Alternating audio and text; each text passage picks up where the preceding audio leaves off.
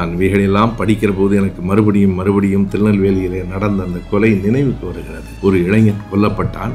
அவன் வாழ்க்கை போயிற்று, இவன் வாழ்க்கையும் போயிற்று, இவன் தங்கை வாழ்க்கையும் போயிற்று. அந்த குடும்பங்கள் இரண்டும் தெருவில் நிற்கின்றன. அவன் சாதியை காப்பாற்றி விட்டதாக வெளியில் இருக்கிறவர்கள் சொல்கிறார். இந்த சாதி வெறியர்களால் இன்னும் எத்தனை கொலைகளை நாம் பார்க்க போகிறோம் என்று தெரியவில்லை. அங்கே நிற வெறி என்றால் இங்கே சாதி வெறி. நாம் மட்டுமே போராடி பெற வேண்டும் என்பதல்ல. இது ஒரு கருப்பர்களுக்கும் வெள்ளையர்களுக்குமான போராட்டம் அல்ல, ஜனநாயகவாதிகளுக்கும் ஆதிக்கவாதிகளுக்குமான போராட்டம். எனவே வெள்ளையாக இருக்கிறவர்களிலும் யாரெல்லாம் ஜனநாயகத்தை ஏற்கிறீர்களோ எங்களோடு வாருங்கள். எப்போதும் என் தந்தை பாலங்களைத்தான் கட்டியிருக்கிறாரே தவிர சுவரை எழுப்பியதே இல்லை. நல்ல தலைவர்கள் பாலங்களை கட்டுவார்கள், மோசமானவர்கள் தான் சுவர்களை எழுப்புவார்கள். இந்த இடத்தில் கவனமாகத்தான் நான் ஒப்பிட்டு சொல்கிறேன். 1962 ஜனவரி 1 விடுதலை ஏட்டை எடுத்து படியுங்கள். ஐயா எழுதியிருக்கிற அந்த கட்டுரையின் தலைப்பு என்ன தெரியுமா? பார்ப்பன தோழர்களுக்கு. சிங்கள தோழனோ இந்தி தோழனோ யார் வேண்டுமானாலும் என் தோள் மீது கை போட்டு கொண்டு வரலாம், எனக்கு சம்மதம். ஆனால் எந்த பயலும் என் தோள் மீது ஏறி அமர்வதை என்னால் ஏற்க முடியாது. அவ்வளவுதான் திராவிட இயக்கத்தின் அடிப்படை கோட்பாடு, அவ்வளவுதான். மார்ட்டின் லூதர் கிங் பற்றிய அனைத்து செய்திகளையும் ஒரு மணி நேரத்தில் சொல்லிவிட முடியாது. நான் கற்றுக்கொண்டு கற்றதை உங்களோடு பகிர்ந்து கொள்வதற்காக இந்த அரங்கத்தை அமைத்திருக்கிறேன். தோழர் எட்வின் சொன்னது போல நான் முதலில் முடிவு செய்தது இன்றைக்கு தாமஸ் ஆல்வா எடிசன் பற்றி பேசுவது என்பதுதான். அவரை பற்றி பேசுவதாக முடிவெடுத்ததற்கும் மார்ட்டின் லூதர் கிங் பற்றி இன்றைக்கு பேச முன்வந்திருப்பதற்கும் அடிப்படை காரணம் ஒன்றுதான். 2 பேருக்கும் தொடர்புடைய இடங்களை நான் அமெரிக்காவுக்கு சென்றிருந்த போது தற்செயலாக காண நேரிட்டது. என் மகளும் மருமகனும் என்னை போர்ட் ஹியூரான் என்கிற இடத்திற்கு அழைத்து சென்றார்கள். அது ஒரு துறைமுகம். அந்த துறைமுகத்தை பார்க்கலாம் என்று போனபோது மிக வியப்பாக இன்னொரு இடத்தை பார்க்கிற வாய்ப்பு கிடைத்தது. அது தாமஸ் ஆல்வா எடிசன் 7 வயதிலிருந்து 13 வயது வரைக்கும் வாழ்ந்த இடம். அந்த இடத்திலே தான் தாமஸ் ஆல்வா எடிசன் உருவாகிறார். அவரை பற்றிய செய்திகள், படங்கள் அந்த இடத்திலே ஓடின. எனவே அவரை பற்றி பேசலாம் என்று கருதினேன். ஆனாலும் அறிவியல் துறையில் எனக்கு இன்னமும் போதுமான அளவுக்கு செய்திகள் தெரியாது, தெரிந்து கொண்டு பேச வேண்டும் என்கிற எண்ணம் இருந்தது. அதன் பின்னால் கடந்த ஜூலை மாதம் 17ஆம் தேதி நான் அட்லாண்டா தமிழ்ச்சங்கத்திற்கு உரையாற்றுவதற்காக சென்றிருந்தேன்.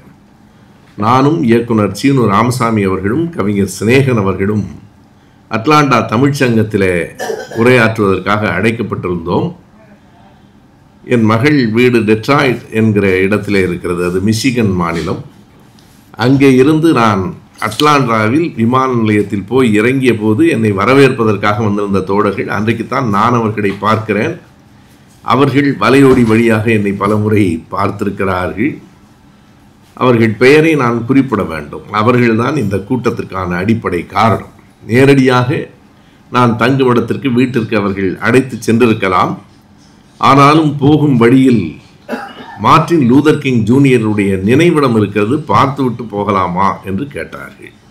ஜார்ஜியா மாநிலத்தில் பிறந்தவர் என்பது எனக்கு தெரியும். அட்லாண்டா தான் அவர் பிறந்த இடம் என்பது சரியாக எனக்கு தெரியாது. அந்த இடத்தில் போய் பார்க்கிற போது அவர் வாழ்ந்த வீடு, இப்போது அதை மறுபடியும் புதுப்பித்து கொண்டிருக்கிறார்கள். பக்கத்திலேயே அவர் எந்த தேவாலயத்தில் தொடர்ந்து போதகராக இருந்தாரோ அந்த தேவாலயம் எல்லாம் இருந்தது. எல்லாவற்றையும் தாண்டி அந்த நினைவிடம், என்னை அந்த இடத்திற்கு அன்பு நண்பர்கள் கணேசன், கோகுல் ராஜேந்திரன், சுரேஷ் என்கிற மூவரும் அழைத்து சென்றார்கள். சுரேஷினுடைய துணைவியாரும் வந்திருந்தார். உள்ளே போகிற போது சாதாரணமாக ஒரு நினைவிடத்திற்குள் போகிறோம் என்கிற எண்ணத்தில் உள்ளே சென்றேன். நாங்கள் அந்த சின்ன நினைவிடம்தான், ஆனாலும் வெளியில் வருவதற்கு 1.5 மணி நேரம் ஆயிற்று. உள்ளே எல்லா இடங்களிலும் மார்ட்டின் லூதர் கிங்கினுடைய அந்த சொற்கள் ஒவ்வொன்றை படிக்கிற போதும் நமக்குள் இன்னொரு விதமான புது உணர்ச்சி. இன்னமும் போராட வேண்டும், இன்னமும் சமூகத்துக்கு தொண்டு செய்ய வேண்டும் என்கிற எண்ணம். உமா அவர்கள் சொன்னது போல எல்லாவற்றையும் தாண்டி திரும்ப திரும்ப எல்லா இடங்களிலும் பதிக்கப்பட்டிருக்கிற, இங்கே கூட நீங்கள் பார்க்கலாம், அந்த ஒரு தொடர்தான் ஐ ஹாவ் அ ட்ரீம் என்பதுதான் உலகம் முழுவதும் புகழ்பெற்ற ஒரு தொடராக, ஒரு இடத்தில் அவர் பேசிய அந்த ஒரு பேச்சின் ஒரு வரி, எனக்கு ஒரு கனவு இருக்கிறது என்று அவர் சொன்ன அந்த கனவு இன்னமும் நிறைவேறவில்லை. ஆனால் இப்போதும் அந்த கனவு அவருக்கு இருக்கிறது, அவரை போன்ற போராளிகள் எல்லோருக்கும் இருக்கிறது, நம்மை போன்ற சமூக ஆர்வலர்கள் எல்லோருக்கும் இருக்கிறது. நமக்கு ஒரு கனவு இருக்கிறது. ஐ ஹாவ் அ ட்ரீம் அல்ல, வி ஹாவ் அ ட்ரீம். நமக்கு ஒரு கனவு இருக்கிறது. அந்த கனவை தான் அவர் அன்றைக்கு பேசினார்.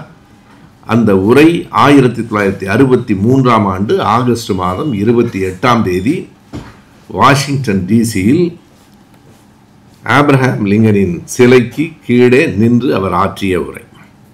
எவ்வளவு பேர் கேட்டார்கள்? 2.5 லட்சம் பேர். ஏறத்தாழ குறிப்பாக சொல்லப்படுகிற கணக்கு 2.5 லட்சம் பேருக்கு முன்னால் அவர் ஆற்றிய அந்த உரை, அது அப்படியே புத்தகமாக வந்திருக்கிறது. அதையும் அங்கே வாங்கி கொண்டு வந்தேன். கிங் எ லைஃப் என்று ஜொனாதன் எய்க் எழுதியிருக்கிற ஏறத்தாழ 700 பக்கங்களை கொண்ட ஒரு புத்தகம். ஒய் வி கனாட் வெயிட் என்று அவரே எழுதியிருக்கிற ஒரு நூல். இவைகளையெல்லாம் அந்த இடத்திலிருந்து வாங்கி கொண்டு வந்தேன். வருகிற போது எளிதாக படித்து விடலாம் என்று நான் கருதினேன். ஒரு 100-150 பக்கங்களை படித்து விட்டால் மார்ட்டின் லூதர் கிங் நமக்கு புரிந்து விடுவார் என்று நினைத்தேன். பிறகுதான் தெரிந்தது 100 பக்கங்கள் அல்ல, 100 புத்தகங்களை படிக்க வேண்டியிருக்கிறது.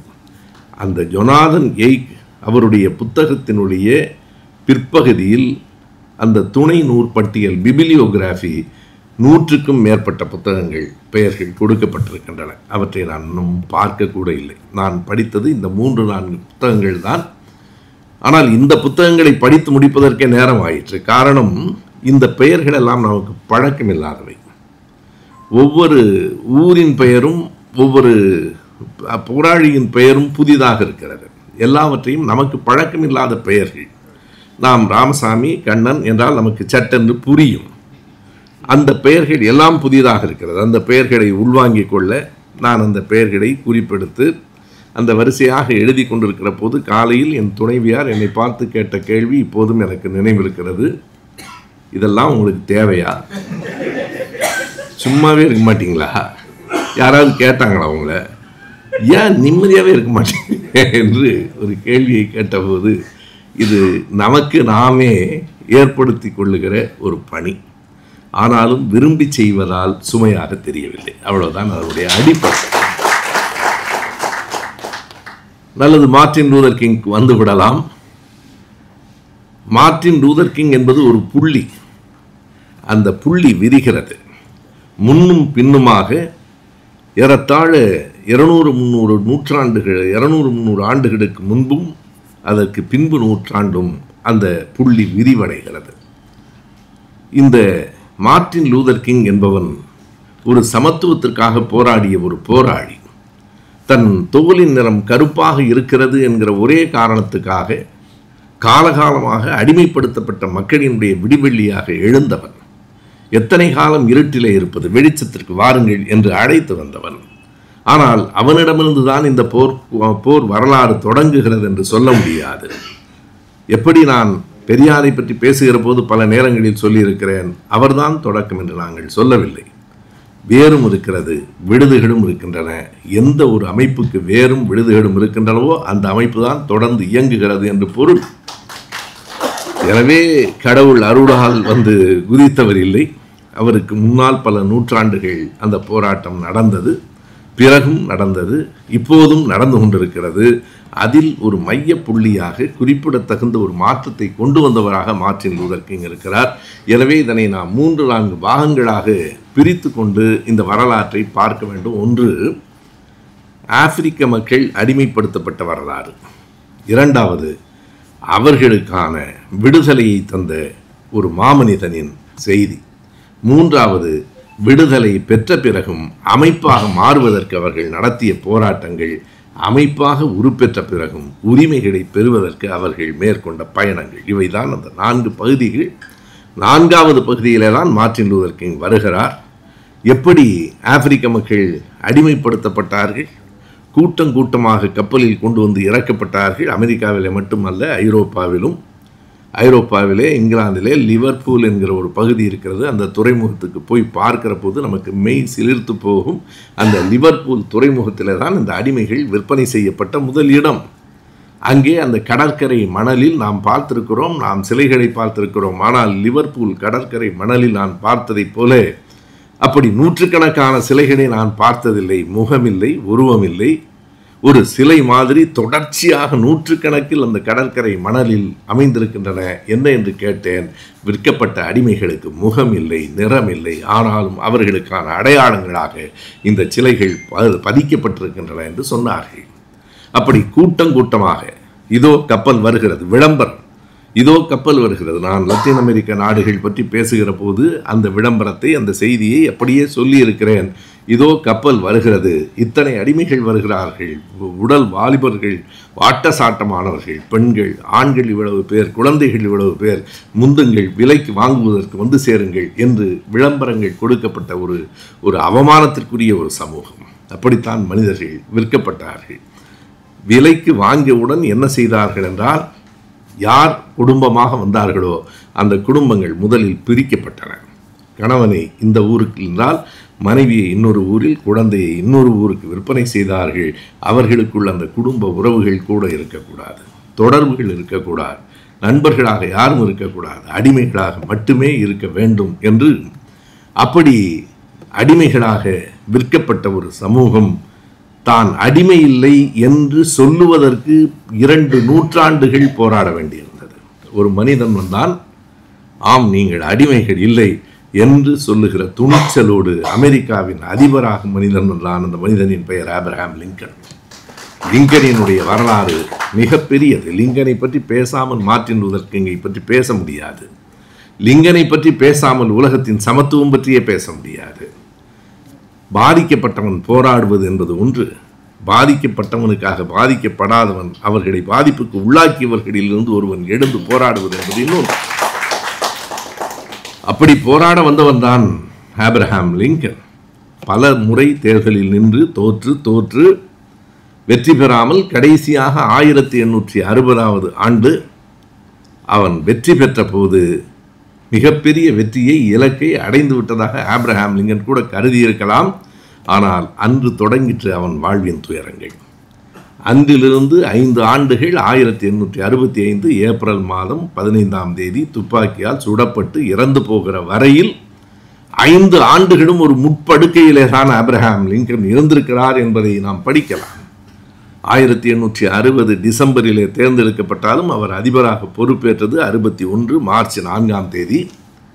61 மார்ச் 4ஆம் தேதி பொறுப்பு ஏற்றவுடன் ஆபிரகாம் லிங்கனினுடைய உரை, ஆபிரகாம் லிங்கனின் உரைகளிலேயே மிகச் சிறந்தது எது என்று கேட்டால் கெட்டிஸ்பர்க் உரை என்று தான் சொல்லுவார்கள். அது 63 நவம்பரில். ஆனால் நான் பார்க்கிறேன், கெட்டிஸ்பர்க் உரையை விட, கெட்டிஸ்பர்க் உரை உலகம் முழுவதற்கும் பொருந்தும் என்பதால் அது மிகப்பெரிய உரையாக பாராட்டப்படுகிறது. நாம் எல்லோரும் அந்த வரியை அறிந்திருக்கிறோம். அந்த வரியை அறியாதவர்கள் யாரும் இல்லை. The democracy is for the people, by the people and of the people என்று அவன் பேசியது அந்த கெட்டிஸ்பர்க் உரை தான். எனவே அந்த உரை புகழ் பெற்றது. ஆனால் எனக்கென்னவோ அதை விட 61 மார்ச் மாதம் 4ஆம் தேதி அதிபராக பொறுப்பேற்கிற போது ஆபிரகாம் லிங்கன் சொன்னார், என் வாழ்நாள் லட்சியம் இந்த அடிமைத்தனத்தை போக்குவது, நான் அதிபராக இருக்கிற போது அதை செய்து முடிப்பேன் என்று சொன்னதற்கு மிகப்பெரிய துணிச்சல் வேண்டும்.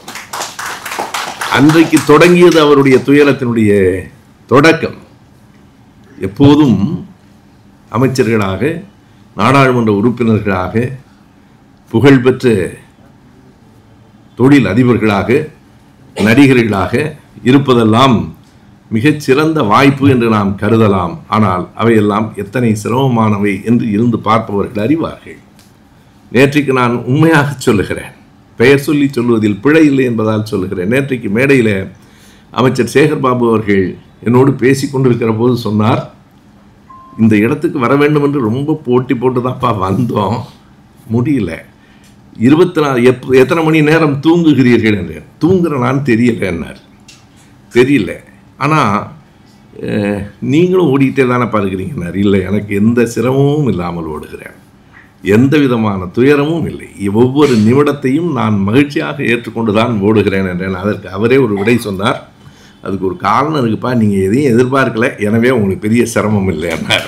அதுதான் இயல்பான ஒன்று. எந்த எம்எல்ஏ எம்பி ஆகிடும் அப்படிலாம் ஒன்று ஆனால் தான் தொல்லைன்னு எனக்கு தெரியும். அது இல்லாமல் என்ன செய்யலாம் என்று சிந்திப்பது. ஆப்ரஹாம் லிங்கன் அந்த பொறுப்பிலே வந்து அமர்ந்தவுடன் பேசிய பேச்சு அன்றைக்கே விளைவுகளை உருவாக்கிற்று. இவர் அடிமைகளை எல்லாம் விடுவிக்கப் போவதாக சொல்லுகிறார் என்பதே ஆப்ரஹாம் லிங்கனுக்கு எதிரான ஒரு பெரிய போர் திரளை உருவாக்கிற்று. அவர் பொறுப்பு ஏற்று சரியாக 40 நாள் கூட ஆகவில்லை, நாட்டில் உள்நாட்டு போர் தொடங்கிற்று. அமெரிக்காவின் சிவில் வார் என்று நீங்கள் போட்டால் முழுமையாக நீங்கள் படிக்கலாம். புத்தகங்கள் ஏராளமாக இருக்கின்றன. ஏறத்தாழ 5 ஆண்டுகளும் அல்லது குறைந்தது 4 ஆண்டுகள் அந்த போருக்கு நடுவிலே தான் ஆப்ரஹாம் லிங்கன் இருந்தார். 1861 மார்ச் 4 பொறுப்பேற்றார் என்று சொன்னேன். ஏப்ரல் 12ஆம் தேதி முதல் குண்டு வெடித்தது. அங்கே இருக்கிற சவுத் கரோலினா, இங்கே அமெரிக்காவிலே ஒரு 6 மாதம் இருந்து விட்டு வந்திருக்கிற செங்கொடி, அமெரிக்காவில் பல ஆண்டுகளாக இருந்த தோழர் வாஷிங்டன் சிவா எல்லோரும் இந்த அரங்கில் இருக்கிறார்கள். இந்த அரங்கில் இருக்கிற பலரை நான் அறிவேன். பேராசிரியர்கள், மருத்துவர்கள், பொறியாளர்கள் என்று பலரும் அமர்ந்திருக்கிற அரங்கம். நாம் நமக்காக பேசவில்லை. இங்கே இருந்த அந்த வலையொலி நண்பர்களுக்கு நன்றி சொல்ல வேண்டும். மக்களிடம் இதை எடுத்து செல்ல வேண்டும். அதுதான் முக்கியமானது. அன்றைக்கு சவுத் கரோலினாவிலே 61 ஏப்ரல் 12ஆம் தேதி ஒரே இரவில் 400 ஷெல்கள் சவுத் கரோலினாவில் இருக்கிற கோட்டையை தாக்கின. அடுத்த நாள் காலையில் அந்த இடம் தரைமட்டமாக இருந்தது. அதுதான் அந்த உள்நாட்டு போரின் தொடக்கம். நீங்கள் பொதுவாக கலவரம் என்றால் பல இடங்களில் நடக்கும். இது எப்படி இவ்வளவு துல்லியமாக அவர்கள் தேதியை குறித்திருக்கிறார்கள் என்றால், அந்த குறிப்பிட்ட தேதியில் தான் தொடங்கிற்று, குறிப்பிட்ட தேதியில் தான் முடிந்தது.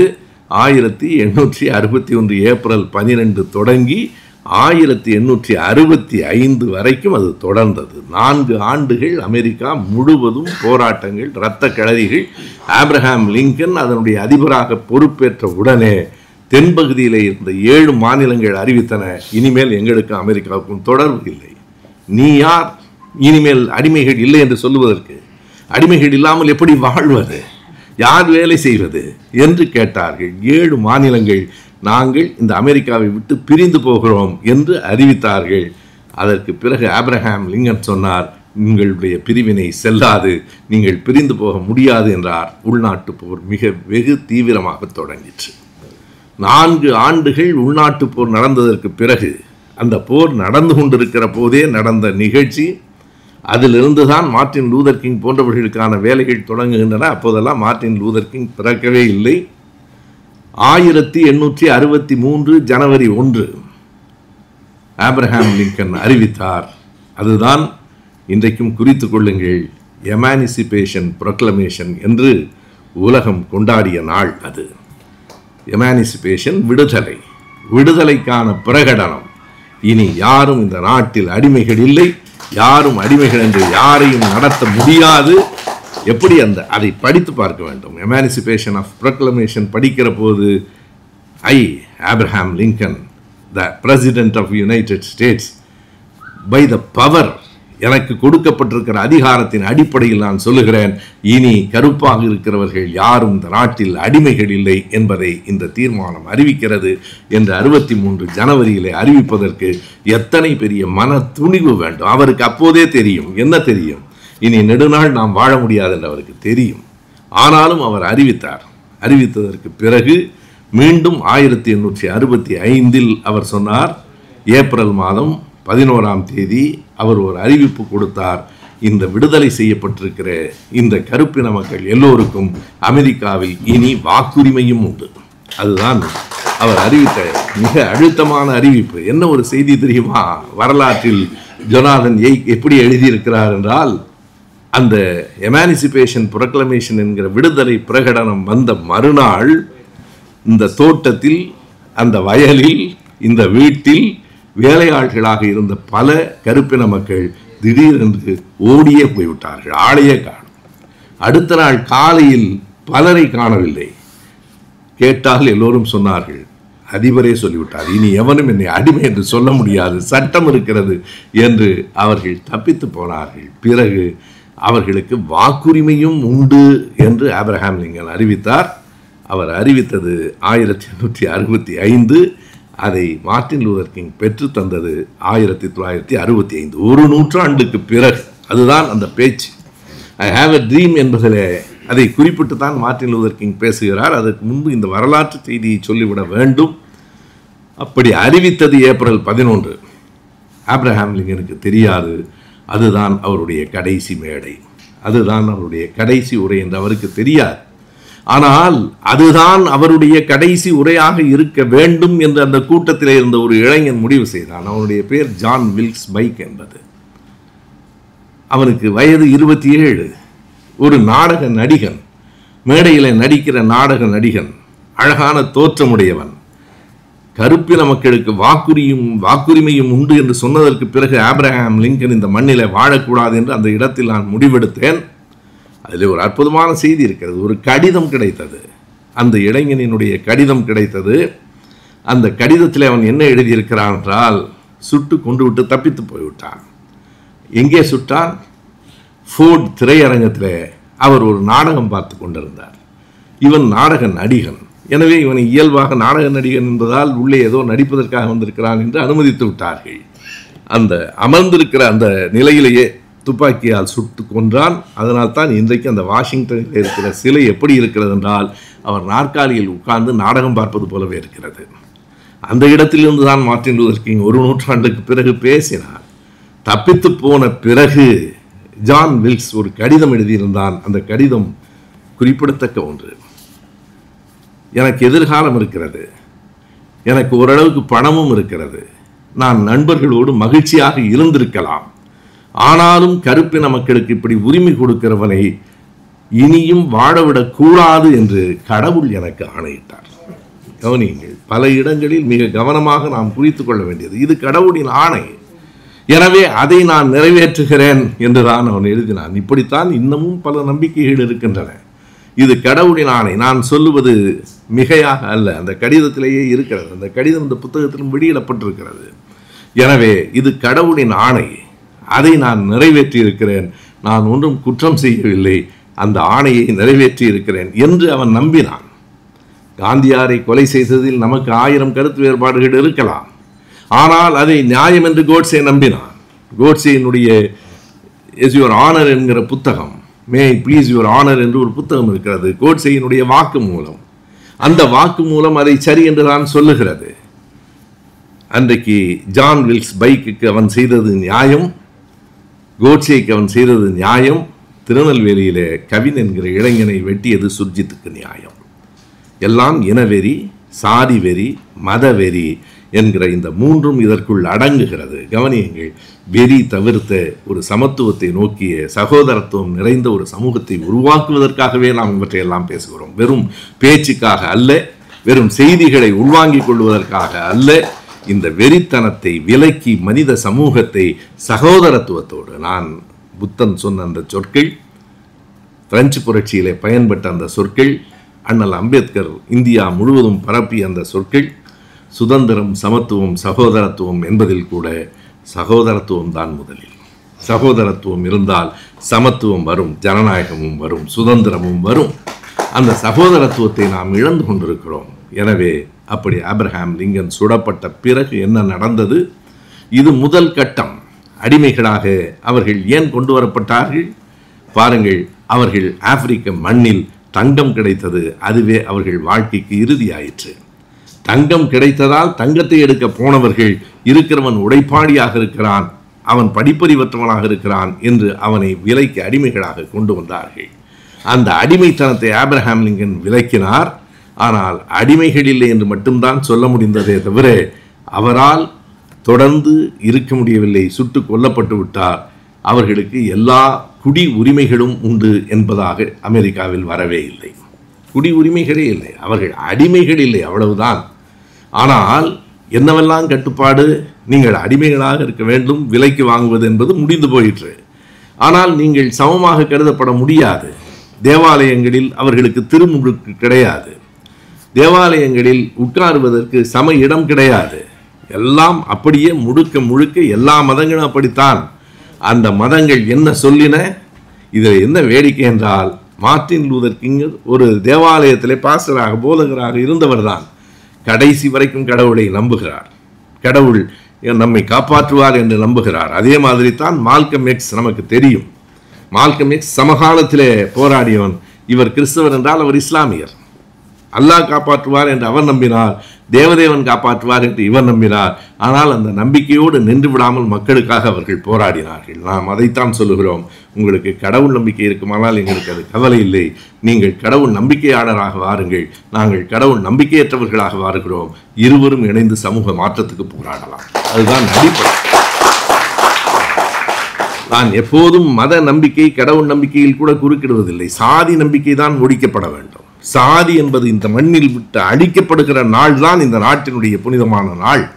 எனவே அதில் மிக உறுதியாக இருக்க வேண்டும். மதத்தை நான் அப்படி பார்க்கவில்லை. மதம் என்பது நம்பிக்கை, நம்பி தொலையட்டும், நமக்கு சிக்கல் இல்லை. ஆனால் அந்த நம்பிக்கைகள் பல மூட நம்பிக்கைகளுக்கு வழிவகுக்கின்றன. ஏராளமான மூட நம்பிக்கைகள், மதத்தின் பெயராலும் கொலைகள் எல்லாம் நடக்கிறது. தேவாலயத்தில் அந்த கருப்பின மக்களுக்கு திருமுழுக்கு என்று சொல்லுகிற அந்த புனிதப்படுத்துகிற அந்த சடங்கு கிடையாது. பின்னால் அமர வேண்டும். ஏன் அப்படி அமர வேண்டும்? அது விவிலியத்திலேயே சொல்லப்பட்டிருக்கிற வேத வாக்கு என்று சொன்னார்கள். என்ன சொல்லப்பட்டிருக்கிறது? நீங்கள் அடிமைகளாக இருப்பதற்காக படைக்கப்பட்டிருக்கிறீர்கள் என்பதை முழு மனத்தோடு ஏற்றுக்கொண்டு நீங்கள் கீழ்ப்படியுங்கள். அதுதான் அந்த தொடர். இந்த கீழ்ப்படிதல் என்பது மதம் எப்போதும் சொல்லித் தருவது ஒன்றுதான். நான் பல கூட்டங்களில் சொல்லியிருக்கிறேன். மதத்துக்கும் அறிவியலுக்கும் என்ன வேறுபாடு? அப்படியே நான் சொல்வதை நம்பு என்கிறது மதம், எல்லாவற்றையும் கேள்விகள் என்கிறது அறிவியல். இதுதான் அடிப்படை வேறுபாடு. எல்லாவற்றையும் நம்பு, இதுதான் மதம். எல்லாவற்றையும் கேள்விகள், யார் சொல்கிறார்கள் என்பதை பற்றி கவலைப்படாதே, எது சொல்லப்படுகிறது என்பதை பார் என்பது அறிவியல். எனவே நீங்கள் முழு மனத்தோடு அடிமையாக இருக்க கீழ்ப்படியுங்கள் என்று அவர்களுக்கு சொல்லப்பட்டது. அதை நம்பினார்கள். அதற்கு பிறகு மறுபடியும் குடி உரிமைக்கான இயக்கங்கள் தோன்றின. அதில் சில பெயர்களை நாம் குறிப்பிட வேண்டும். நம்முடைய முன்னாள் அமைச்சர் பொன்முடி அவர்கள் எழுதியிருக்கிற புத்தகத்தில் அந்த வரலாற்று செய்திகள் முழுமையாக இருக்கின்றன. கருப்பின திராவிட இயக்கமும் கருப்பின இயக்கமும் என்கிற அவருடைய ஆய்வேடு. நான் எப்போதும் அந்த புத்தகத்தை வாங்கி வைத்தேன். இப்போது மார்ட்டின் லூதர் கிங் பற்றி பேச வேண்டுகிற போதுதான் அதையும் படிக்கிற வாய்ப்பும் எனக்கு வந்து சேர்ந்தது. ஒரு நல்ல புத்தகம்தான். அதிலே அவர் குறிப்பிடுகிறார் என்னென்ன இயக்கங்கள் தோன்றின. 1905 ப்ரூஸ் டி வாஷிங்டன் என்பவரும் 1911 WEB டுபாய்ஸ் என்பவரும் தொடங்கிய 2 இயக்கங்கள். ஒன்று நகர்ப்புற மேம்பாட்டு இயக்கம், இன்னொன்றுக்கு பெயர் நயாகரா இயக்கம்.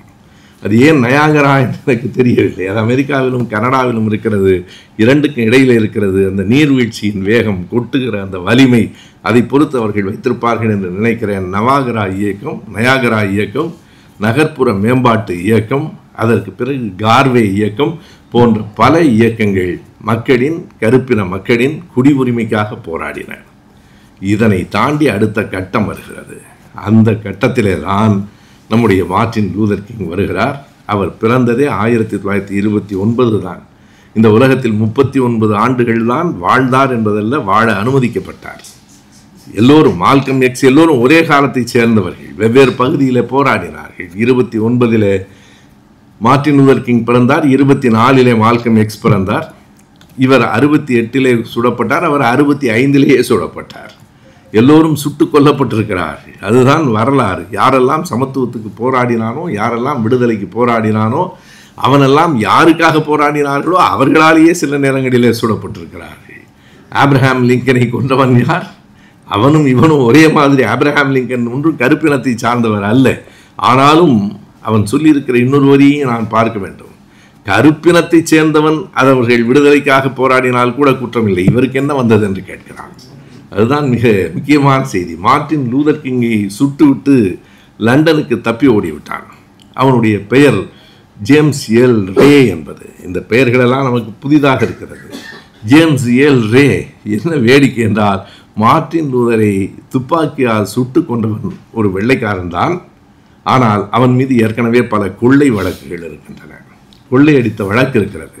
சிறையிலிருந்து ஏற்கனவே தப்பித்திருக்கிறான். நீயே இவ்வளவு மோசமானவனாக இருக்கிறாயே என்று கேட்டதற்கு அவன் சொன்ன விடையை என்னால் மறக்கவே முடியவில்லை. அவன் சொல்லுகிறான், நான் தப்பு செய்தால் என்னை இன்னொரு வெள்ளையன் தண்டிக்கட்டும், நான் வெள்ளையனோடு நான் மோதிக்கொள்ளுகிறேன், அவன் தண்டித்தால் நான் வாங்கிக் கொள்ளுகிறேன், இவன் யார் என்கிறான். எனவே அவனுக்கு அடிப்படையில் குற்றம் பெரிதாக அல்ல, நிறம்தான் பெரிதாக இருக்கிறது. எனவே அந்த கட்டத்திலே தான் 1929 பிறந்த மார்ட்டின் லூதர் கிங் ஜூனியர், அது கூட அவருடைய பெயர், அது என்ன ஜூனியர் அப்படியானால் சீனியர் அவருடைய அப்பாவாக இருக்க வேண்டும். ஆமாம், அவருடைய அப்பா தான். அவர் என்ன சமூகத்திலே போராடி இருக்கிறார் என்று பார்த்தால் ஒன்றுமில்லை, இவருடைய பெயர் மைக்கேல் என்பது. ஆனால் ஜெர்மனிக்கு ஒரு முறை இவரை சிறுவனாக இருக்கிற போது கூட்டிக் கொண்டு சென்ற அவருடைய அப்பா ஜெர்மனியில் இருந்த ஒரு பெரிய தத்துவாசிரியர், அவனுடைய பெயர் மார்ட்டின் லூதர். எனவே தன் பெயரையும் தன் மகன் பெயரையும் அவர் மாற்றினார். தன் பெயரையும் மார்ட்டின் லூதர் என்று மாற்றி மகன் பெயரையும் மார்ட்டின் லூதர் என்று மாற்றியதால் குழப்பம் வராமல் இருக்க வேண்டும் என்பதற்காக தன் பெயரை மார்ட்டின் லூதர் கிங் சீனியர் என்றும் தன் மகனுக்கு மார்ட்டின் லூதர் கிங் ஜூனியர் என்றும் பெயர் மாற்றினார். அவருக்கு சீனியருக்கு வரலாற்றிலே பெரிய செய்திகள் ஒன்றும் இல்லை. ஆனால் மார்ட்டின் லூதர் கிங் ஜூனியர் என்று பெயர் மாற்றப்பட்டதற்கு பிறகு முழுமையாக தற்செயலாக அவருடைய தந்தை நினைத்து பார்க்கவில்லை, ஒரு சமூக போராட்டத்துக்கு இவர் வந்து சேர்ந்தார். கடைசி வரைக்கும் தேவாலயத்தில் அவர் தன்னுடைய பரப்புரைகளை செய்து கொண்டே இருந்தார். ஒரு பக்கத்திலே தொடர்ந்து அந்த பணியிலே இருந்தார். ஆனால் முழுமையாக அவர் சமூக பணிகளில் ஈடுபட்டார். அவருடைய வாழ்நாள் முழுவதும் அதற்கு பிறகு போராட்டமாக இருந்தது. அனைத்தையும் விரிவாக சொல்ல முடியாது. 3 நிகழ்ச்சிகளை நான் இந்த இடத்தில் பகிர்ந்து கொள்ளுகிறேன். 3 மிகப்பெரிய நிகழ்ச்சிகள். ஒன்று அலபாமா பஸ் ஸ்ட்ரைக் என்பது, அது 1955. அதற்கு பிறகு இந்த ஹேவ் அ ட்ரீம் என்பது 1963 வாஷிங்டனில் அவர் ஆற்றிய உரை. 2.5 லட்சம் பேரை வாஷிங்டனை நோக்கி ஒரு பேரணியாக நடத்துவதற்கு முன்பு அவர் ஆற்றிய உரை. பிறகு 1968 டென்னசி என்கிற மாநிலத்தில் அவர் சுட்டு கொல்லப்பட்ட நிகழ்வு. இந்த 3 செய்திகள். இதற்கு இடையில் 65 அவர் செல்மா என்கிற இடத்திலே இருந்து ஜியார்ஜியா மாநிலத்தில் இன்னொரு இடத்திற்கு ஒரு பேரணியை நடத்தி வாக்குரிமைக்காக போராடினார். அந்த பேரணி தான் அன்றைக்கு அதிபராக இருந்த ஜான்சனை இறுதியில் வேறு வழியின்றி கருப்பின மக்களுக்கும் வாக்குரிமை உண்டு என்று கையெழுத்திட வைத்தது. அது 1965. நாம் நினைவு வைத்துக் கொள்ளலாம் மிக எளிதாக. ஆப்ரஹாம் லிங்கன் சுடப்பட்டது எந்த ஆண்டு என்று கேட்டபோது நான் ஒரு கூட்டத்தில் 1865 என்று சொன்னேன். இந்த ஆண்டை எப்படி சட்டென்று நீங்கள் நினைவு வைத்து சொல்கிறீர்கள்? வேறொன்றும் இல்லை, எப்போதும் நமக்கு தெரிந்த ஆண்டுகளோடு அதை இணைத்து வைத்துக் கொண்டால் பின்னிங் மெத்தட் என்பார்கள். இணைத்து வைத்துக் கொண்டால் நினைவிருக்கும். நம்முடைய பிறந்த ஆண்டு நினைவிருக்கும், திருமணமானது நினைவிருக்கும், முக்கியமான ஆண்டுகள் நமக்கு நினைவிருக்கும். அதுபோல தமிழர்களுக்கு தமிழ்நாட்டில் நினைவிருக்க வேண்டிய ஆண்டு 1965. ஆப்ரஹாம் லிங்கன் சுடப்பட்டது 1865, அவ்வளவுதான். இனி மறக்காது. 1965 இந்திய எதிர்ப்பு போராட்டம் தமிழ்நாட்டிலே நடந்த ஆண்டு. அதே 1965 தான் மார்ட்டின் லூதர் கிங் அவருடைய பேரணியின் மூலமாக, அந்த செல்மா என்கிற இடத்திலிருந்து நடந்த பேரணியின் மூலமாக வாக்குரிமையை பெற்றுக் கொடுத்தார். காலையிலே தான், நான் இன்னும் அந்த படத்தை பார்க்கவில்லை, மருத்துவர் தாயப்பன் எனக்கு ஒரு செய்தி சொன்னார். அண்ணா, அந்த செல்மா படம் பார்த்திருக்கிறீர்களா என்று கேட்டார். ஆவணப்படம் பார்த்ததில்லை. அந்த செல்மா என்பது அந்த இடத்தின் பெயர். செல்மாவிலே இருந்து தான் அந்த பேரணி தொடங்கிற்று. அப்போது தான் அந்த வாக்குரிமைக்கான கடைசி கையெழுத்து கிடைத்தது. நிறைய வந்திருக்கிறது, ஆவண படங்களே நிறைய வந்திருக்கிறது. The assassination of Martin Luther King என்றே ஒரு குறும்படம் இருக்கிறது. அது எப்படி அவர் கொல்லப்பட்டார் என்பதை அப்படியே காட்சிப்படுத்தி இருக்கிறார்கள். ஒரு மெம்ஃபிஸ் என்கிற இடம், டென்னசியிலே மெம்ஃபிஸ் என்கிற இடத்தில் ஒரு ஹோட்டலில் அவர் தங்கியிருக்கிற இடத்தில் பால்கனியிலே நின்று கொண்டிருக்கிறார். திட்டமிட்டு அவனும் என்ன சொல்லுகிறான் என்றால், அவரை கொன்றவனும் அந்த ஏல் ரே என்கிற அவனும் சொல்லுகிறான், இவையெல்லாம் கடவுளுக்கும் மதத்துக்கும் எதிரான செயல்கள். கவனிங்க, கடவுளுக்கும் மதத்துக்கும் எதிரான செயல்கள். எனவே அவனை கொல்ல வேண்டியது என்னுடைய கட்டாயம் என்று தான் அவனும் சொல்லுகிறான். எனவே இப்படிப்பட்ட செய்திகள் எல்லாவற்றையும் மிக தெளிவாக நாம் பல செய்திகளை உள்வாங்கிக் கொள்ளலாம். முதலில் இந்த அலபாமா பஸ் ஸ்ட்ரைக் என்பது மிக மிக முக்கியமானது. ஒரு போராட்டத்தை எப்படி நடத்தலாம்? முழுக்க முழுக்க மார்ட்டின் லூதர் கிங் எந்த போராட்டத்திலும் வன்முறை கலந்துவிடக்கூடாது என்பதில் மிக உறுதியாக இருந்தார். அதற்கு அவர் யாரை முன்னோடி என்று சொன்னார்? எனக்கு இந்தியாவில் இருக்கிற மகாத்மா காந்தி தான் அதற்கான முன்னோடி என்று அவர் சொன்னார். 1959 பிப்ரவரி 3ஆம் தேதி மார்ட்டின் லூதர் கிங் இந்தியாவுக்கு வந்தார். 5 வாரங்கள் இந்தியாவில் இருந்தார். அவர் மிகப்பெரிய ஒரு ஆசையோடு இந்தியாவுக்கு வர வேண்டும் என்று 40களில் நினைத்தார். வர முடியவில்லை. காந்தியாரை நேரில் பார்த்துவிட வேண்டும் என்கிற அவர் எண்ணம் இருந்தது. 59 அவர் இங்கே வந்து இறங்கும் போது காந்தியார் இல்லை. காந்தியாரை இந்த நாட்டு மதம் கொன்று தொலைத்து விட்டது. அந்த நாட்டு மதம் சார்ந்தவர்கள் வந்தபோது இந்த நாட்டு மதம் கொன்று விட்டது. அப்போது அந்த பேருந்து நிறுத்தத்தில் இன்னொரு செய்தியையும் நான் ஒரு கூட்டத்தில் கூட குறிப்பிட்டேன். மார்ட்டின் லூதர் கிங்குக்கு யார் முன்னோடியாக இருக்கிறார்? காந்தியார். காந்தியார் அதை எங்கிருந்து பெறுகிறார்? டால்ஸ்டாயிடமிருந்து பெறுகிறார். டால்ஸ்டாய் எங்கிருந்து பெறுகிறார்? திருவள்ளுவரிடமிருந்து பெறுகிறார். மறுபடியும் நம்மிடமிருந்து தான் இதெல்லாம் நானாக சொல்லவில்லை, அவர்களே சொல்லியிருக்கிறார்கள். டால்ஸ்டாய் சொல்லியிருக்கிறார் திருக்குறளை முன்னோட்டமாக. ஆல்பர்ட் ஸ்வைட்சரை காட்டிலும் திருக்குறளை யார் பாராட்ட முடியும்? அவர் பிறந்தது ஒரு தேசம், ஜெர்மனியில் பிறந்தவர். பிரான்ஸ் நாட்டில் பழங்குடி மக்களுக்காக ஆல்பர்ட் ஸ்வைட்சர் பாடுபட்டார் கடைசி வரைக்கும். ஆனால் அவரை மக்கள் என்ன கருதினார்கள்? அவர் மருத்துவம் செய்தார் பழங்குடி மக்களுக்கு. இவன் யாரோ ஆள் பிடிப்பதற்காக வந்திருக்கிறான் என்று கருதினார்கள். அத்தனை துயரங்களையும் தாங்கிக் கொண்டுதான் ஆல்பர்ட் ஸ்வைட்சர் அந்த மக்களுக்கு தொண்டு செய்தார்.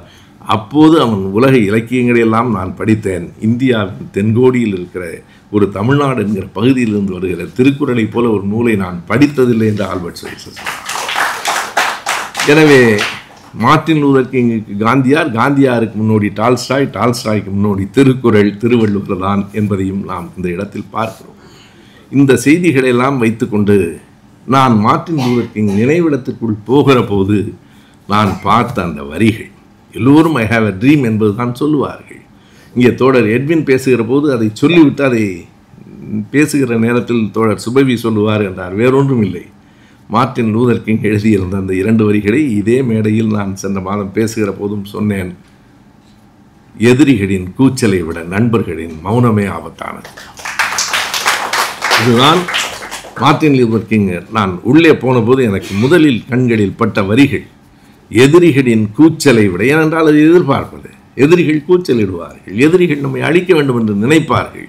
ஆனால் இந்த உலகத்தில் எது ஆபத்தென்றால் எதிரிகளை விட எல்லாவற்றையும் பார்த்து கொண்டு தான் உண்டு தன்னை வேலை உண்டு என்று இருக்கிறானே அவன்தான் ஆபத்தானவன். எப்போதும் கவனத்தில் கொள்ளுங்கள். தான் உண்டு தன் வேலை உண்டு என்று இருப்பவன் நல்லவன் இல்லை, அவன் சுயநலவாதி.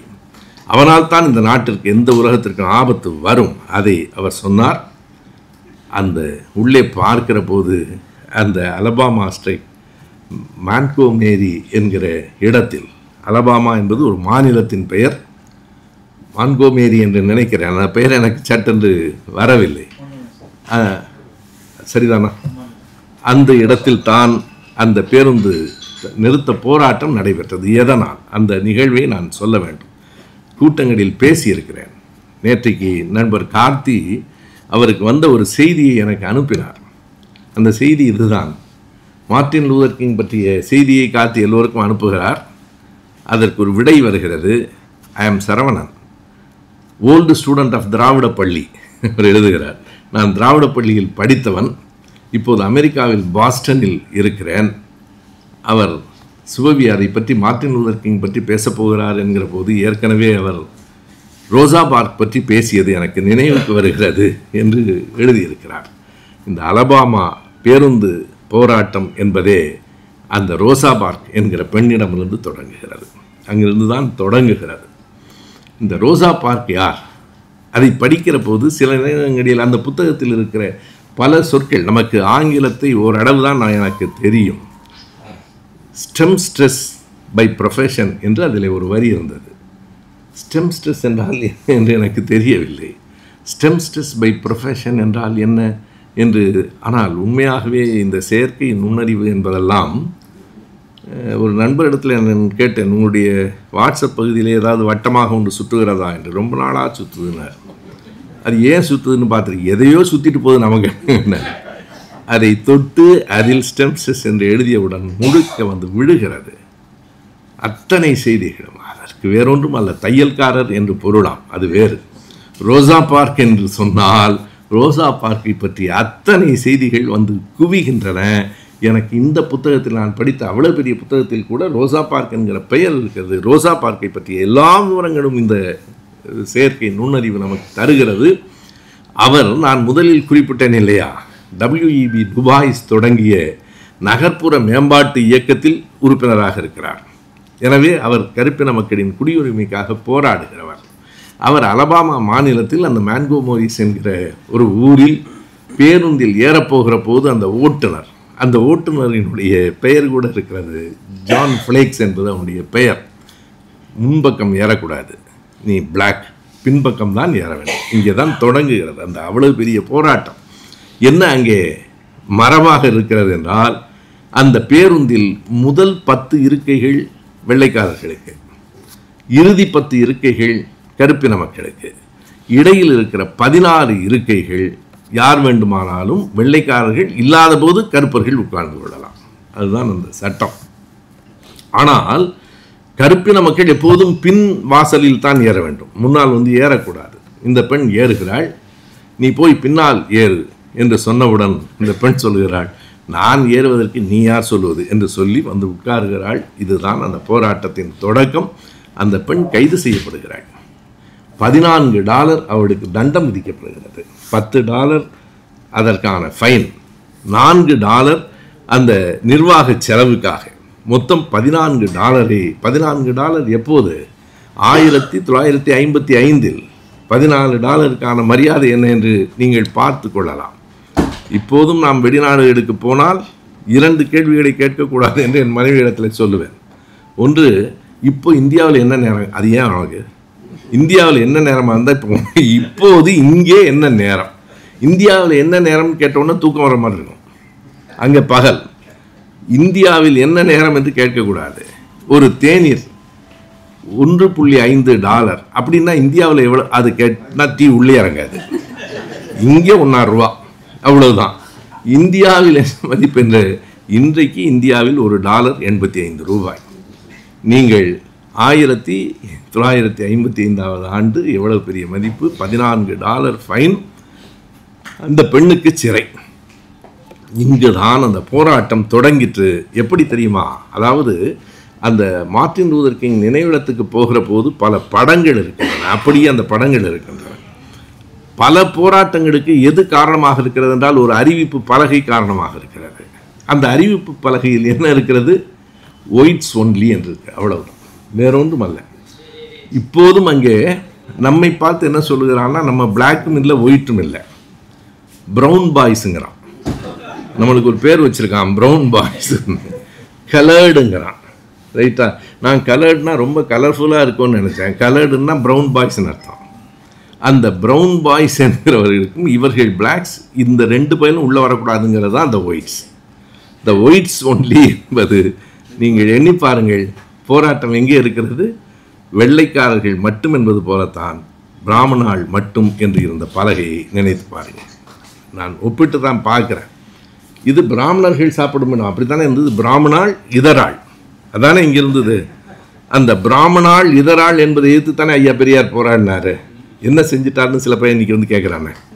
இந்த பையன்லாம் அங்கே வெளியே நின்றுப்பான், ஐயா இல்லைன்னா. பிராமணாள் இதராள், அதை கலைவாணர் தான் ஒரு படத்தில் ரொம்ப அழகாக, காளியன் ரத்னம்னு பழைய நடிகர், அவரும் கலைவாணரும், பிராமணர்கள் சாப்பிடும் இடம்னு இருக்குது.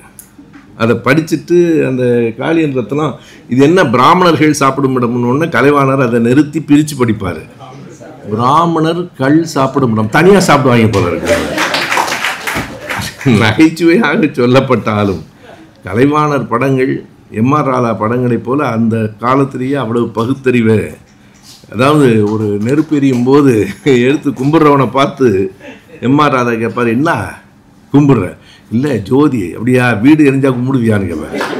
வீடு எரிஞ்சாலும் ஜோதி தானடா, கும்பிட வேண்டியதான்னு கேட்பார். ராதா முரட்டுத்தனமாக கேட்பார், கலைவாணர் மென்மையாக கேட்பார். பிராமணர் கள் சாப்பிடும் இடம் தனியாக. பிராமணாள் இதராள் என்று இருந்த இடத்திற்கு போராடி ஐயா என்ன செஞ்சார்னா வேற ஒன்றுமே இல்லை. எங்கே இருந்தது என்றால் இந்த தொடர்வண்டி நிலையங்கள், ரயில்வே கேன்டீனில் எல்லா இடத்துலையும் இருந்துச்சு. வேற ஒன்றுமே சொல்ல ஐயா, வேண்டாம் நம்ம போய் சாப்பிட வேண்டாம், நீங்கள் யாரும் போகாதீங்கன்னார். ஏனென்றால் அந்த உணவகங்களில் அதிகமாக சாப்பிடுகிறவர்கள் நான் பிராமின்ஸ் தான். திராவிடர்கள் தான் சாப்பிடுவான். அவன் பெரும்பாலும் வரும்போதே சாப்பாடு எடுத்துட்டு கூஜாவில் தண்ணி எடுத்துக்கிட்டு தான் வந்த காலம் அது. அவன் வரமாட்டான். இவர்கள் யாரும் போகவில்லை என்றவுடன் என்ன ஆயிற்றென்றால் அங்கே அவர்களின் வியாபாரம் மளமளன்னு சரிஞ்சிருச்சு. நீங்கள் வாங்க வாங்க, இல்லை இல்லை நீங்கள் பிராமணால் இதரால் போர்டை எடுக்கிற வரைக்கும் எங்கள் ஆளுங்க யாரும் சாப்பிட வர மாட்டான்னார். ஏறத்தாழ பல மாதங்கள் அந்த போராட்டம் நடந்து 1941 மார்ச் 20 அறிவித்தது ரயில்வே நிர்வாகம், அந்த பலகைகள் அகற்றப்படுகின்றன, எல்லோரும் சாப்பிடலாம். அதாவது மிக அமைதியாய் மிக அழுத்தமாய் நடந்த தமிழ்நாட்டின் போராட்டம். அப்படித்தான் எல்லோருக்கும் தெரியும். 1950களில் இதே திருவல்லிக்கேணியில் பிராமணால் கஃபே என்பதை எதிர்த்து போராட்டம் நடந்தது. எனவே அப்படியெல்லாம் த ஒயிட்ஸ் ஒன்லி என்பதுதான் அவர்களுடைய அடிப்படை. பெரியார் போராட்டம் 41லேயே, அதுதான் 55 அலபாமாவிலே நடந்தது. மார்ட்டின் லூதர் கிங் என்ன சொன்னார் என்றால், வேற ஒன்றும் வேண்டாம், பஸ்ஸை உடைக்க வேண்டாம், பிரச்சனை பண்ண வேண்டாம், பேருந்தில் நம்மவர்கள் யாரும் ஏறாதீர்கள், எந்த கருப்பின மக்களும் இனி பேருந்தில் ஏற வேண்டாம். எத்தனை காலம் நடந்தார்கள் அந்த மக்கள், தொடர்ந்து நடந்தார்கள். 8 கிலோமீட்டர் 8 மைல் 10 மைல் வேலைக்கு போகிறவர்கள் அந்த மக்கள் அந்த பேருந்தில் ஏறாமல் நடந்தே போய் கொண்டிருந்தார்கள். அவனால் அந்த நட்டத்தை சமாளிக்க முடியலை. ஒரு கட்டத்துக்கு பிறகு ஒரு கணக்கு கொடுத்துருக்கிறார்கள் அந்த புத்தகத்தில். எவ்வளவு நட்டம் என்றால், ஒரு நாளைக்கு அந்த நாடு முழுவதும் ஒரு நாளைக்கு $3000 இழப்பு. அவனால் தாக்கு பிடிக்க முடியல. அப்போது ஒரு வெள்ளைக்கார ஓட்டுநர், ஒரு வயதான மூதாட்டி, கருப்பினத்தை சார்ந்த மூதாட்டி நடந்து போகிற போது அந்த அம்மாவை பார்த்து, சரி நீ முன்னாடியே ஏறிக்கன்றான், ஒரு பெரிய சலுகை பாருங்கள், பரவாயில்ல ஏறு, முன்கேட்டு வழியாகவே ஏறிக்கேன்னு. இல்லை இல்லை நான் ஏறல, நடந்தே போகிறேன். நீ கூடவா இந்த வயசில் நடந்து போகிற அப்படின்னு அவன் கேட்குறான். அந்த பாட்டி பதில் சொல்லுது, நான் எனக்காக நடக்கலை, என் பேரம்பேத்திக்காக, என் தலைமுறைகளுக்காக, அடுத்த தலைமுறைக்காக நான் நடக்கிறேன்னு அந்த பாட்டி சொன்னிச்சு. அப்போ தான் இவனுக்கே உரைச்சிது. அந்த போராட்டம் விளையாட்டு இல்லைங்க, 371 நாள் நடந்தது, 381 நாள் நடந்தது, ஓராண்டுக்கு மேலே ஏறவே இல்லை. இன்னொரு இடத்தை ஒய் வி கனாட் வெயிட்ங்கிற புத்தகத்தில் லூதர் கிங்கே எழுதியிருக்கிறார். அந்த ஒரு பெரிய பணக்காரன் வெள்ளையன் வீட்டில் வேலை பார்த்த ஒரு பெண் அதுக்கு எப்படி பதில் சொன்னான்னு, எத்தனை புத்திசாலித்தனமான பதில் பாருங்கள். அந்த முதலாளி கேட்குறான், நீயும் இந்த பஸ்ஸு ஸ்ட்ரைக்கில் எல்லாம் கலந்துக்கிட்டு இருக்கிறியா அப்படின்னு. இல்லைங்கய்யா, எனக்கு அதுக்கும் சம்மந்தமே இல்லை, எனக்கு என்னங்க தெரியும், அது பாட்டுக்கு நடக்குது. ஆனால் நான் என்ன முடிவு பண்ணிட்டேன்னாங்கய்யா, இந்த பிரச்சனையெல்லாம் ஓயிற வரைக்கும் நான் அந்த பஸ்ஸு பக்கமே போகலையா அப்படின்னு. பிரச்சனைலாம் ஓயிற வரைக்கும் பஸ்ஸு பக்கம். அவன் சொன்னான், வெரி குட் வெரி குட். ஐயா தான் சொல்லுவார், இந்த பாப்பானுங்க அறிவாளின்னு நினைக்காத, நம்மளை விட பல நேரத்தில் முட்டாளாக இருப்பான், நம்மளால தான் மகா கெட்டிக்காரம்பார். எப்படி அந்த அம்மா பதில் சொல்லிச்சு பாருங்க, இந்த பிரச்சனைலாம் தீர்ற வரைக்கும் அந்த அதுதானே போராட்டமே அதானே, பஸ்ஸுக்கு போக மாட்டோங்கிறது தானே. நடந்தார்கள், ஓராண்டுக்கு மேலாக நடந்தார்கள். அரசாங்கம் இறங்கி வந்தது, உச்சநீதிமன்றம் தீர்ப்பு சொல்லிற்று, இந்த இடத்தில் இவர்தான் உட்கார வேண்டும் என்று சொல்லுவது இட் இஸ் அன்கான்ஸ்டிடியூஷனல் என்று உச்சநீதிமன்றம், அமெரிக்காவின் உச்சநீதிமன்றம் தீர்ப்பு சொன்னது நீங்கள் கேள்விப்பட்டிருக்க கூடும். அதற்கு பிறகு ஒரு பேருந்தில் ஒரு முன் இருக்கையில் ஒரு வெள்ளைக்காரனும் ஒரு கருப்பு பெண்மணியும் இணைந்தே பயணம் செய்தார்கள். அத்தனை பத்திரிகைகளிலும் அது செய்தியாக வந்தது. இத்தனைக்கும் காரணமாக இருந்தது அந்த ரோசா பார்க் என்கிற ஒரு பெண். அந்த ரோசா பார்க் தொடங்கி வைத்த அந்த போராட்டத்தை மிக வலிமையாக தலைமையேற்று வழிகாட்டி எடுத்து சென்றவர் மார்ட்டின் லூதர் கிங் தான். ஓராண்டுக்கு எந்த வன்முறையும் நிகழ்ந்து விடாமல், போராட்டமும் தளர்ந்து விடாமல், இரண்டையும் குறித்து கொள்ளுங்கள், எந்த வன்முறையும் நடந்து விடாமல், போராட்டமும் தளர்ந்து விடாமல் நடந்தபோது, அதற்கு பிறகு 63 அவர் பேசுகிற அந்த பேச்சு, அந்த இடத்திலிருந்து தான் வாஷிங்டனில் நின்று அவர் பேசுகிற போது 2-3 செய்திகளை குறிப்பிட வேண்டும். அந்த பேச்சு மட்டுமே தனியாக புத்தகமாக வந்திருக்கிறது, மிக எளிமையான ஆங்கிலத்தில், யார் வேண்டுமானாலும் படித்து புரிந்து கொள்ளலாம், வாய்ப்பிருந்தால் மொழிபெயர்க்கலாம். அவருடைய பேச்சு நடையே அழகாக இருக்கிறது. நமக்கு ஒரு நூற்றாண்டுக்கு முன்பு ஒரு உறுதி பத்திரத்தை ஆப்ரஹாம் லிங்கன் எழுதி கொடுத்தார், ஒரு ப்ராமிசரி நோட் என்கிறார். அது இன்னமும் பணமாகாமலேயே இருக்கிறது. நாங்கள் வாஷிங்டனுக்கு வந்திருக்கிறோம், அதை கொஞ்சம் கையில் வைத்திருக்கிற காசோலையை பணமாக மாற்றிக்கொண்டு போகலாம் என்று வந்திருக்கிறோம். அந்த உறுதிமொழியை நடைமுறைக்கு கொண்டு வாருங்கள் என்பதுதான் அவர் சொன்னது. உறுதிமொழியை தந்திருக்கிறீர்கள், நாங்கள் விடுதலை பெற்றுவிட்டோம், எந்த பயனும் இல்லாமல் விடுதலை பெற்று என்ன பயன்? நாம் மாற வேண்டும். இரண்டாவது, இது மிக முக்கியமான செய்தி. அவர் சொல்லுவது நாம் மட்டுமே போராடி பெற வேண்டும் என்பதல்ல. இது ஒரு கருப்பர்களுக்கும் வெள்ளையர்களுக்குமான போராட்டம் அல்ல, ஜனநாயகவாதிகளுக்கும் ஆதிக்கவாதிகளுக்குமான போராட்டம். எனவே வெள்ளையாக இருக்கிறவர்களிலும் யாரெல்லாம் ஜனநாயகத்தை ஏற்கிறீர்களோ எங்களோடு வாருங்கள் என்பதுதான் அந்த பேச்சு. அதில் அவர் சொல்லுகிறார், நான் பார்க்கிறேன் இவ்வளவு பெரிய திரளில் அந்த வெள்ளையாக இருக்கிற மக்களும் கலந்திருக்கிறார்களே, இதுதான் நம் போராட்டத்தின் தொடக்கம். We cannot walk alone. இது ஒரு குறிப்பிட்ட அவருடைய தொடர். We cannot walk alone. நாம் சேர்ந்து தான் நடக்க வேண்டும் எல்லோரோடும். அந்த நேரத்தில் தான் அவர் சொல்லுகிறார், I have a dream. இந்த புத்தகத்தை, அவருடைய உரையை வெளியிட்டிருக்கிற அந்த புத்தகமும் அதனுடைய முன்னுரையை அவருடைய மகனும் எழுதியிருக்கிறார்கள். மகனுடைய பெயர் மார்ட்டின் லூதர் கிங் 3 என்பது, மகள் பென்சீர் என்பது. அந்த பெண் எழுதியிருக்கிற அந்த அந்த முன்னுரையில் இன்னொரு செய்தியும் நான் குறிப்பிட வேண்டும். அவருடைய மனைவியும் சேர்ந்தே பல போராட்டங்களில், குரோட்டா என்று பெயர், குரோட்டா கிங் சேர்ந்தே போராடி இருக்கிறார். அவர் மறைந்ததற்கு பிறகு தன் தாய் தந்தை நினைவாக அந்த சொத்துக்களை அல்ல, அவர்களின் நினைவுகளை எல்லாம் நினைவிடமாக்கி அத்தனையும் பொறித்து வைத்திருப்பது அவருடைய மகள் பென்சீர் தான் என்பதை நான் அறிந்தேன். அந்த பென்சீர் எழுதியிருக்கிற முன்னுரை இருக்கிறதே அந்த புத்தகத்தில், அவருடைய பேச்சுக்கு எழுதியிருக்கிற அந்த முன்னுரை அத்தனை அழகானது. அதில் அவர் சொல்லுகிறார், என் தந்தையின் குணம் என்ன தெரியுமா? எப்போதும் பிளவுபட்டு நின்றவர்களையும் கூட ஒன்று சேர்க்கவே அவர் முயற்சித்திருக்கிறார். நம்மை ஆங்கிலேயன் இப்படியெல்லாம் நடத்தினான் என்பதற்காக அவனை பழிவாங்க வேண்டும் என்று அவர் ஒரு நாளும் நினைத்ததில்லை. நாம் சகோதரர்களாக சேர்ந்து வாழ்வோம் என்று தான் அவர் சொன்னார். அடுத்த வரி மிக அழகானது. அந்த பெண் எழுதுகிறார், எப்போதும் என் தந்தை பாலங்களைத்தான் கட்டியிருக்கிறாரே தவிர சுவரை எழுப்பியதே இல்லை. நல்ல தலைவர்கள் பாலங்களை கட்டுவார்கள், மோசமானவர்கள் தான் சுவர்களை எழுப்புவார்கள். இந்த இடத்தில் கவனமாகத்தான் நான் ஒப்பிட்டு சொல்கிறேன். 1962 ஜனவரி 1 விடுதலை ஏட்டை எடுத்து படியுங்கள். ஐயா எழுதியிருக்கிற அந்த கட்டுரையின் தலைப்பு என்ன தெரியுமா? பார்ப்பன தோழர்களுக்கு என்பது. எங்களுக்கும் உங்களுக்கும் என்ன பகை? பெரியார் எழுதுகிறார், நீ செல்வந்தனாகக்கூடாது என்று எப்போதாவது நான் சொல்லியிருக்கிறேனா? நீ செல்வந்தனாகலாம், செல்வாக்குடையவனாகலாம், பதவியில் இருக்கலாம், எனக்கும் உனக்கும் எந்த பகையும் இல்லை. நாம் சகோதரர்களாக வாழ்வோம் என்பது மட்டும்தான் நான் முன்வைக்கிறேன். நீ என் தோளில் ஏறி அமர்ந்து கொள்ள வேண்டும் என்பதை மட்டும்தான் எதிர்க்கிறேன், அவ்வளவுதான், வேறு ஒன்றும் இல்லை. பார்ப்பன தோழர்களுக்கு என்கிற அந்த கட்டுரையை துண்டறிக்கையாக எடுத்து நாம் கொடுக்கப்பட வேண்டிய ஒரு கட்டுரை. கவிஞர் இன்குலாப் எழுதியிருக்கிற, நான் பல கூட்டங்களில் சொல்லியிருக்கிற அந்த வரி மறுபடியும் எனக்கு நினைவுக்கு வருகிறது. இன்குலாப் சொல்லுவார், சிங்கள தோழனோ இந்தி தோழனோ யார் வேண்டுமானாலும் என் தோள் மீது கை போட்டு கொண்டு வரலாம், எனக்கு சம்மதம். ஆனால் எந்த பயலும் என் தோள் மீது ஏறி அமர்வதை என்னால் ஏற்க முடியாது. அவ்வளவுதான் திராவிட இயக்கத்தின் அடிப்படை கோட்பாடு, அவ்வளவுதான். யாரோடும் பகை இல்லை. ஆனால் எந்த பயலும் என் மீது ஏறி உட்காருவதை நாங்கள் அனுமதிக்க முடியாது. அது திமிர்த்தனம் என்கிறான். நான் தோளில் இடம் கொடுக்கவில்லை என்பதை இங்கே பேசியவர்கள் சொன்னது மாதிரி ஆன்டி இந்தியன் என்கிறான். இந்தியன் என்றால் தோளை கொடுக்க வேண்டும், கை கொடுக்க நாம் தயாராக இருக்கிறோம், கை குலுக்க தயாராக இருக்கிறோம். ஆனால் தோளில் ஏறி அமர முடியாது. இதைத்தான் மார்ட்டின் லூதர் கிங் பேசுகிற போது ஐ ஹாவ் அ ட்ரீம் என்று என்ன சொல்லுகிறார்? மிக அழகான தொடர்களை எல்லோரும் ஒரு வரியை குறிப்பிடுவார்கள். என்னுடைய 4 பிள்ளைகளும், வெள்ளை தோல் கொண்ட 4 பிள்ளைகளும், ஒரு கனவு இருக்கிறது. ஒரு நாள் I have a dream on one day, அவர்கள் 4 சேர்ந்து விளையாடுவார்கள்.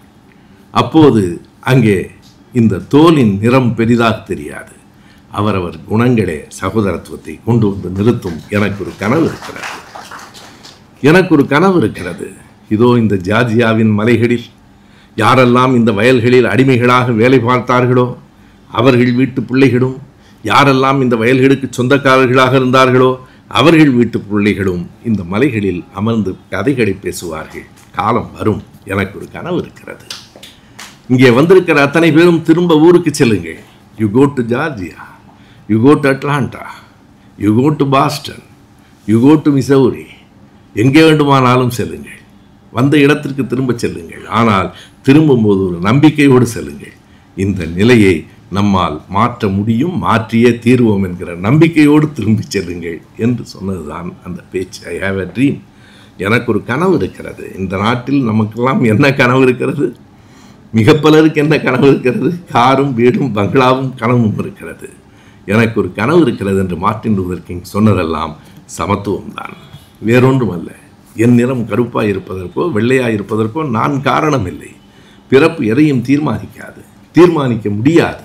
நாம் சகோதரர்களாக இருப்போம். அப்படி இருக்கிற காலம் ஒன்று வரும்.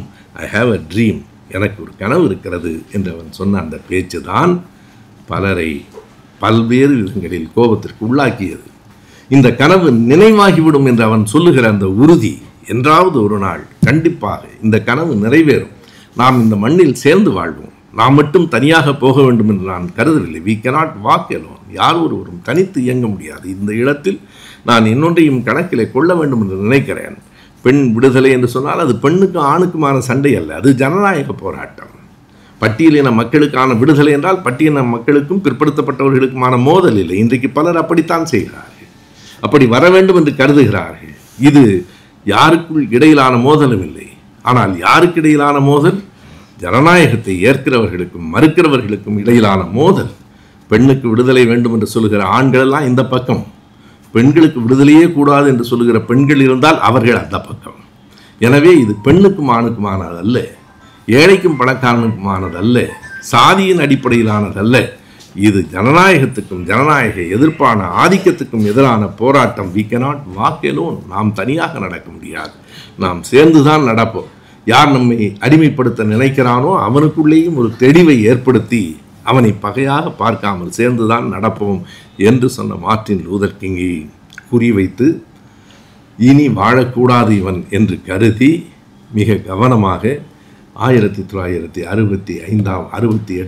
ஆண்டு இதற்கு இடையில் 63 ஐ ஹேவ் எ ட்ரீம் என்று பேசிய அந்த பேச்சுக்கும் 68 அவர் கொலை செய்யப்படுவதற்கும் இடையில் 65 செல்மா என்கிற இடத்திலிருந்து அப்படியே ஒரு படம் வந்திருக்கிறது. அந்த படத்துக்கு பெயரே செல்மா. செல்மா என்றால் நமக்கு என்ன என்று புரியாது, அது அந்த இடத்தின் பெயர். செல்மாவிலிருந்து அந்த பேரணி தொடங்கிட்டு ஜான்சன் கையெழுத்திட்டார்.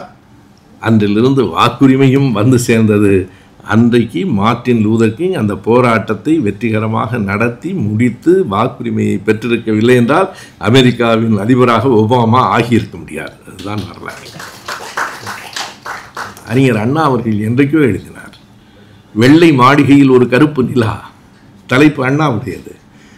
அறிஞர் அண்ணா அவர்களின் சில தலைப்புகளே மிக அற்புதமானவை.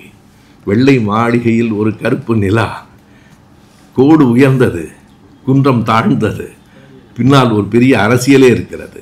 திருச்செங்கோட்டிலே திருப்பரங்குன்றத்திலே நிறைவேற்றிய தீர்மானத்தை திருச்செங்கோட்டிலே ராஜாஜி தோற்கடித்து விட்டார். திருப்பரங்குன்றத்திலே நிறைவேற்றியவர் காமராஜர். காமராஜரை பற்றி இவர்கள் பேசுகிறார்கள். அண்ணாவை விட பெரியாரை விட யார் பேசியிருப்பார்? கோடு தாழ்ந்தது, குன்றம் தாழ்ந்தது, கோடு உயர்ந்தது என்பார். அதுபோல வெள்ளை மாளிகையில் ஒரு கருப்பு நிலாவாக ஒபாமா வந்தார் என்றால் 65 மார்ட்டின் லூதர் கிங் நடத்திய போராட்டத்தின் வெற்றி தான் அது.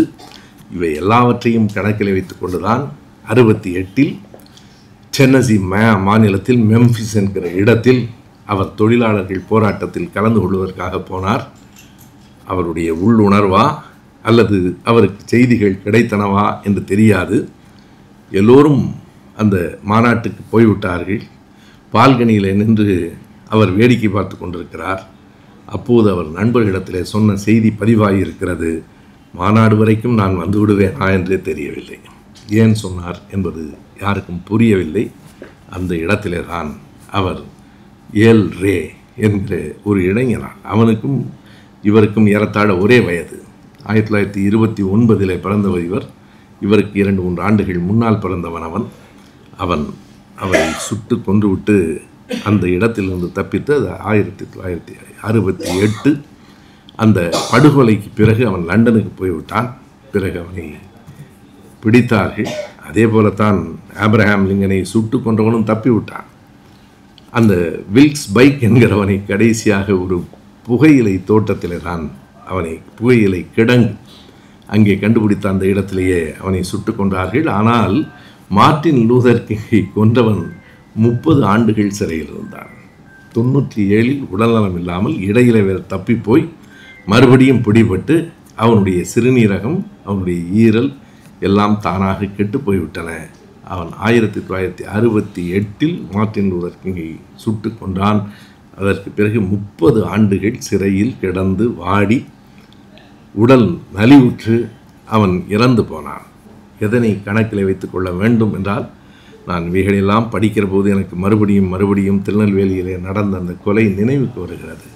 ஒரு இளைஞன் கொல்லப்பட்டான். அவன் வாழ்க்கை போயிற்று, இவன் வாழ்க்கையும் போயிற்று, இவன் தங்கை வாழ்க்கையும் போயிற்று. அந்த குடும்பங்கள் இரண்டும் தெருவில் நிற்கின்றன. அவன் சாதியை காப்பாற்றி விட்டதாக வெளியில் இருக்கிறவர்கள் சொல்கிறார்கள். இந்த சாதி வெறியர்களால் இன்னும் எத்தனை கொலைகளை நாம் பார்க்க போகிறோம் என்று தெரியவில்லை. அங்கே நிற வெறி என்றால் இங்கே சாதி வெறி. அதுதான் நாம் இந்த உரைக்கு பிறகு ஏற்றுக்கொள்ள வேண்டிய ஒரு செய்தி. எல்லோருக்கும் வேலை இருக்கிறது. சாதி ஒழிப்பு மாநாடுகளை தமிழ்நாடு முழுவதும் நடத்த வேண்டிய கட்டாயம் நமக்கு இருக்கு. மார்ட்டின் லூதர் கிங் வெறும் பேச்சாளன் இல்லை. அவனுடைய பேச்சு உலகம் முழுவதும் பரப்பப்பட்டது. ஆனால் அவன் வெறும் பேச்சாளன் இல்லை. நாமும் வெறும் பேச்சாளர்களாக இருந்துவிடக்கூடாது. நன்றி, வணக்கம்.